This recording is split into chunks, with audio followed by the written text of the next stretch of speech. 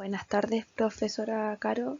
Mi tema que me tocó disertar es el trastorno del espectro autista.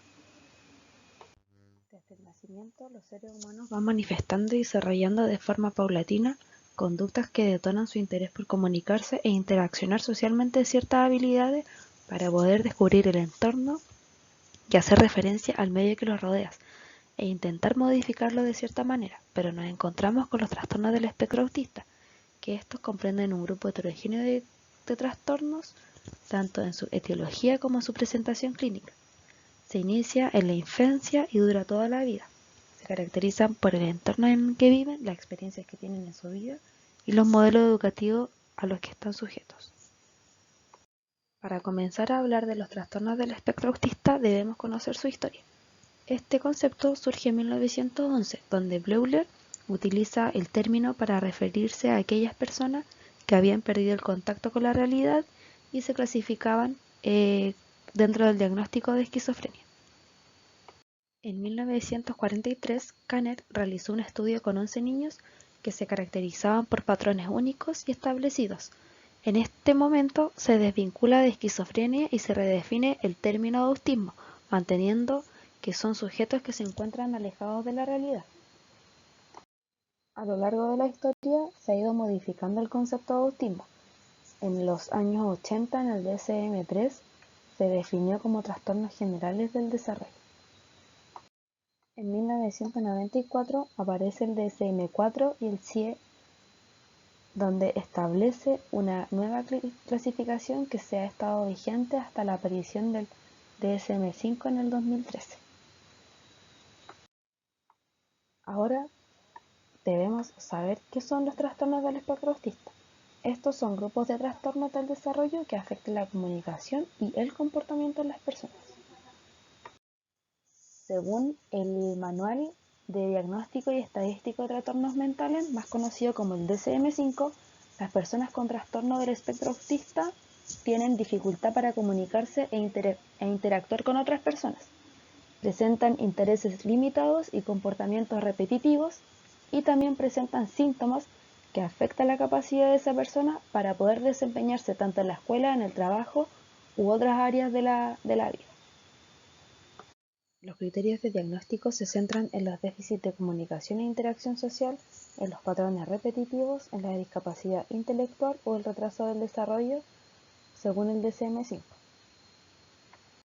Según el DSM-5, existen 5 criterios de diagnósticos para el trastorno del espectro autista.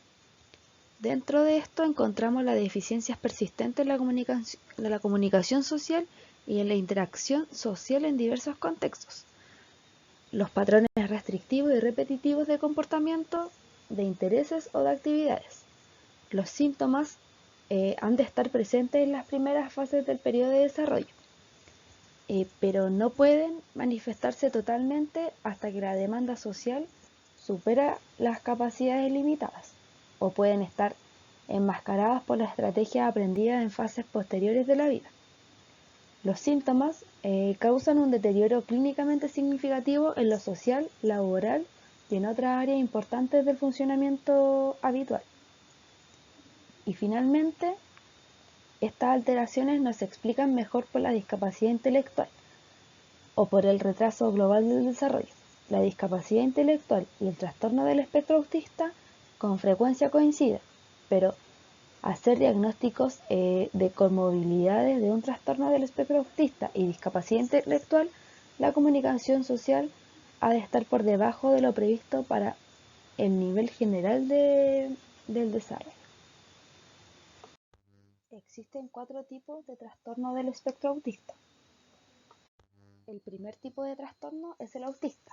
Este presenta dificultades cognitivas y comunicación o relaciones sociales. El segundo trastorno es el síndrome de Asperger. Este no presenta retraso a nivel cognitivo. De hecho, suele tener un vocabulario bastante complejo y un lenguaje formal a una edad muy temprana. Las personas con Asperger suelen interesarse mucho en un tema, ya sea en los autos o bicicletas. El trastorno desintegrativo infantil se desarrolla con normalidad hasta los 2 a 10 años.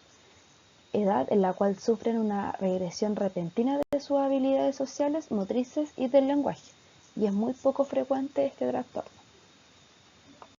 El trastorno generalizado del desarrollo comparte muchas características con el autismo típico. Sin embargo, no presenta todas las características para poder diagnosticarlo como cual, por lo que es muy difícil de encuadrar clínicamente. El rol del terapeuta ocupacional en el trastorno del espectro autista se enfoca en facilitar un desempeño ocupacional satisfactorio en el niño, entendiendo como desempeño ocupacional las distintas maneras en que el sujeto aborda su quehacer diario en los ámbitos del autocuidado y en las actividades de la vida diaria. Otro rol es que participa junto con el equipo en la modificación de conductas desadaptativas. También realiza adaptaciones de las tareas y promueve cambios en el ambiente familiar y escolar para que el niño pueda desplegar al máximo sus capacidades y de esta forma lograr la máxima independencia y satisfacción. También facilita el desarrollo de competencias que permiten integrarse a los diferentes contextos en que se desenvuelve el niño, especialmente en el contexto familiar y educacional.